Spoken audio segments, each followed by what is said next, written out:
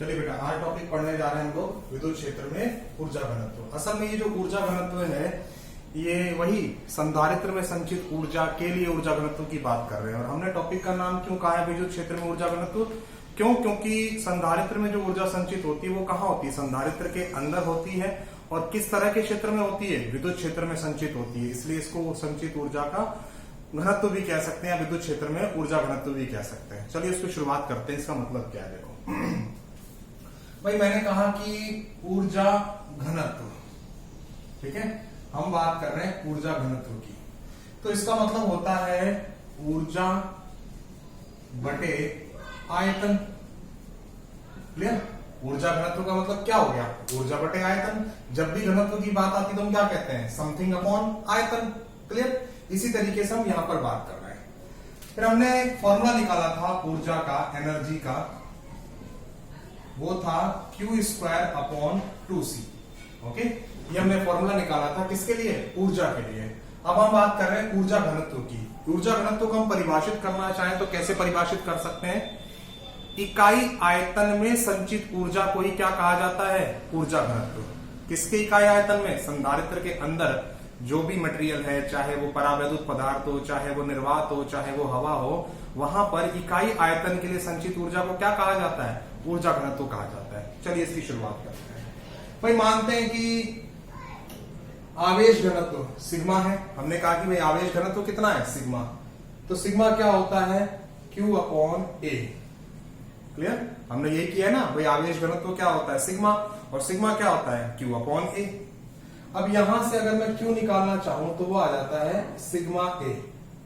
Clear? यहां से हम Q निकालें तो क्या आ जाएगा? सिग्मा है। दूसरी तरफ हम जानते हैं कि विद्युत क्षेत्र क्या होता है? Sigma upon epsilon not. Clear? संधारित्र की दोनों प्लेटों के मध्य विद्युत क्षेत्र कितना होता है? E equals to sigma upon epsilon naught. यहां से अगर सिग्मा निकालें तो आता है एप्सिलॉन नॉट E। ओके, यहां से अगर हम सिग्मा निकालें तो क्या आता है? Epsilon not E।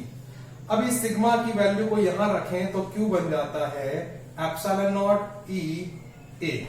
ये हमारे पास Q का मान आ जाता है। ठीक, चलिए इससे आगे की कार्य करते हैं। इसका मतलब ये हुआ कि अगर हम ऊर्जा घनत्व की बात करें या फिर हम बात करते हैं इसी ऊर्जा के फॉर्मूले की बात करते हैं जो हमने ऊर्जा का फॉर्मूला लिया है। यहां पर क्या है? Q²। तो Q² की वैल्यू वहां से रखेंगे तो क्या आ जाएगा? एप्सिलॉन नॉट E A का होल स्क्वायर अपॉन 2। C यानी कि धारिता। धारिता क्या होती है? Epsilon not A upon D। Clear?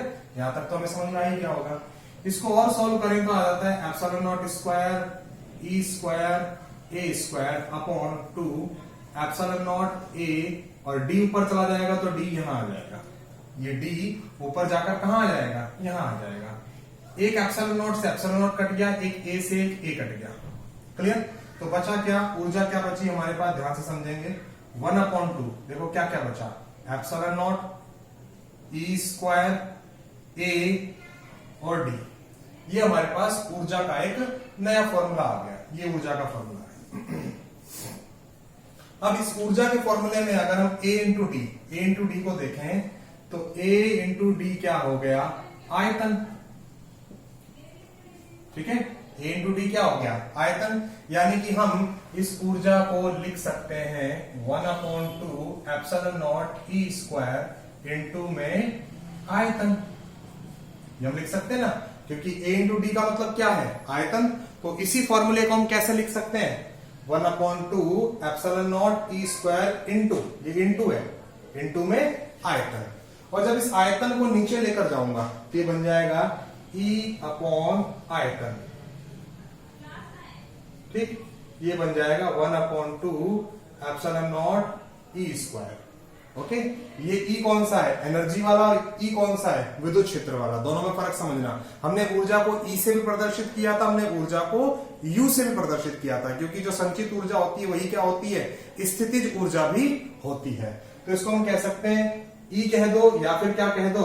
U कह दो। या तो E कह दो या फिर क्या कह दो? U कह दो। तो जब कैपिटल U अपॉन आयतन करेंगे तो बन जाता है ऊर्जा घनत्व, और ऊर्जा घनत्व को प्रदर्शित करते हैं स्मॉल u से, और वो हो जाएगा 1 upon 2 epsilon not E square. Clear? यानी कि ऊर्जा घनत्व स्मॉल यू का फॉर्मूला क्या आ जाता है 1/2 epsilon not E square. Clear? इस पूरे डेरिवेशन को आपने अच्छे से समझना है और इस फॉर्मूले को अच्छे से याद रखना है।